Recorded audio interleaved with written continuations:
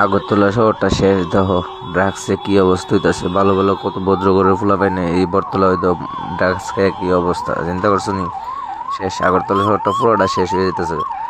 আমরা অন্য যদি আমরা স্টেপ না নেই, শেষ। আর যুব সমাজ আর থাকতো না, বুঝছো নি?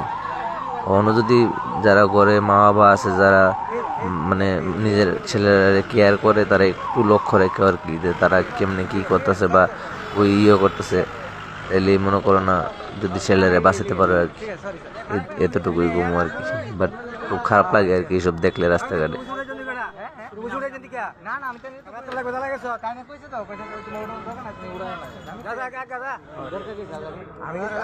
খারাপ কিছু করছি খারাপ না ভিডিও কল করে করছি ফটো বানাতে যাবে কি ভিডিও ফটো তুললে না তোমার আমার কাছে আছে আমার তো আরে আমার তো ফেসবুক পেজ আছে তোমরা বুঝো না করে